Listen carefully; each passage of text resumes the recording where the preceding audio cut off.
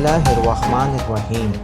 ناظرین کرام، سینٹ انتخابات ہونے کو ہیں اور حزب اختلاف کی جانب سے سڑکوں سے ہٹ کر ایوانوں میں بھی حکومت کو ٹف ٹائم دینے کی تیاری ہو رہی ہے۔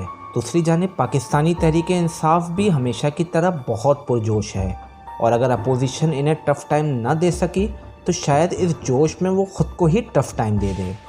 سیاسی جماعتوں کی تیاریوں سے قطع نظر ایوان بالا کو صرف 3 سال میں ہی ایک مرتبہ اتنی توجہ حاصل ہوتی ہے۔ یہ پارلیمانی نظام کا وہ بچہ ہے جو دوسروں سے زیادہ لائق ہونے کے باوجود لوگوں کی توجہ سے محروم رہتا ہے، اور ساری کی ساری توجہ قومی اسمبلی کے کھاتے میں چلی جاتی ہے۔ یہ ایک ایسا فورم ہے جہاں تعمیری بحث ہوتی ہے، اور یہاں پروفیشنل اور نسبتاً کاغذی اعتبار سے کم دولت مند اراکین کے پاس اپنی بات رکھنے کا موقع بھی ہوتا ہے۔ سینٹ انتخابات سے پہلے یہ معمول کا کھچاؤ نہ صرف حکومت وقت کو مایوسی کی جال میں پھنسانے کے لیے ہوتا ہے، بلکہ اس دباؤ کی وجہ سے عوام کے اعتماد کو بھی ٹھیس پہنچائی جاتی ہے، جو کسی بھی زاویے سے عوام کے مفاد میں نہیں ہوتی۔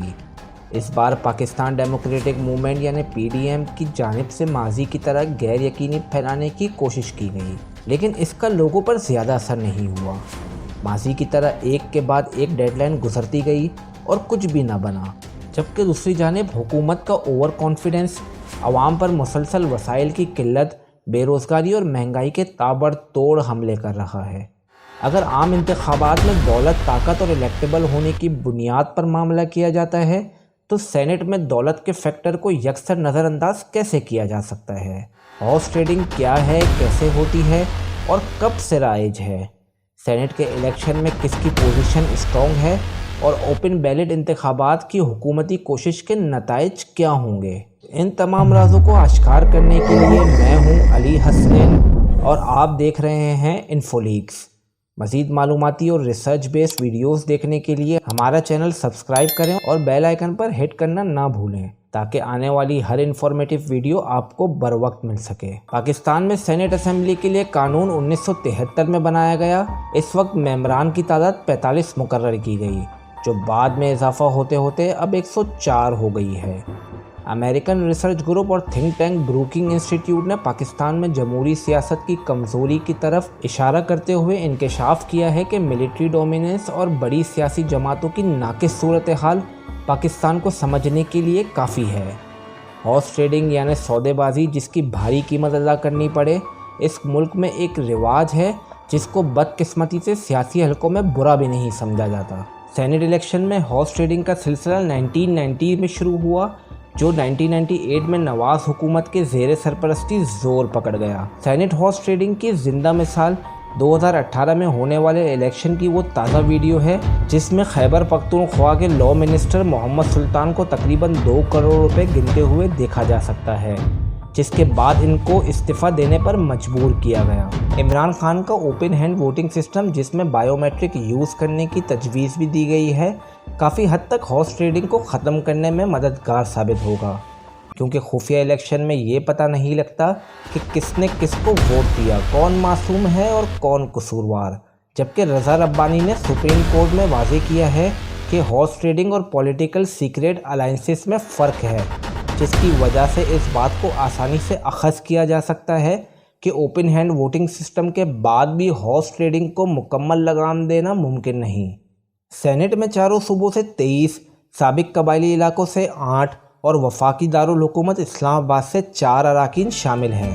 ہر صوبے کے لیے مختص 23 نشستوں میں 14 جنرل، 4 خواتین، 4 ٹیکنوکریٹ کی نشستوں کے علاوہ ایک سینٹ سیٹ اقلیتوں کے لیے بھی مختص ہے۔ ہونے والے مارچ 3، 2021 کے سینٹ الیکشن میں 104 میں سے 52 سینیٹر 11 مارچ کو ریٹائر ہو جائیں گے۔ عامر وسیم کے مطابق ریٹائرمنٹ لینے والے 65% سے زیادہ سینیٹر اپوزیشن پارٹی کے ہیں، لیکن اس سے اس بات کا تعین نہیں ہوتا ہے کہ رولنگ پارٹی یعنی PTI کو زیادہ فائدہ ہوگا، کیونکہ فاٹا کی سیٹ خیبر پختونخوا کے ساتھ ملنے کے بعد سینٹ میں جیتنے کا دار و مدار اور انحصار صوبائی اور نیشنل اسمبلیوں میں پارٹی پوزیشن پر ہوگا۔ اس کے ضمن میں آپ کو یہ بھی بتاتا چلوں کہ سینٹ الیکشن میں پہلی بار سیٹ کو کم کیا گیا ہے، جس میں فاٹا سے ریٹائر ہونے والے 4 کینڈیڈیٹ اب خیبر پختونخوا کی 23 نشستوں سے الیکشن لڑیں گے۔ اور اگلے 2024 کے الیکشن میں مزید 4 فاٹا کی سیٹ کو کم کر دیا جائے گا۔ لیکن یہ بات تو طے ہے کہ پی ٹی آئی اور پی ڈی ایم کے درمیان کانٹے کا مقابلہ ہوگا، کیونکہ دونوں ہی پارٹیوں کی پوزیشن اسٹرانگ نظر آ رہی ہے، جس کی وجہ اتحادیوں کی مدد اور ہارس ٹریڈنگ کے ذریعے کینڈیڈیٹ کو حمایت میں لینے کے لیے سر توڑ کوشش بھی ہے۔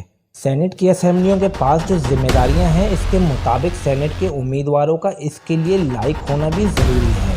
سینٹ کے لیے صرف صوبائی سطح پر امیدواروں کی تعداد متعین نہیں کرنی چاہیے، بلکہ مختلف فیلڈ کو سامنے رکھتے ہوئے امیدوار کا تعین کرنا چاہیے، تاکہ ہر شعبہ زندگی سے اس فیلڈ کے ماہرین اور تجربے کار لوگ اس ایوان بالا میں پہنچ سکیں۔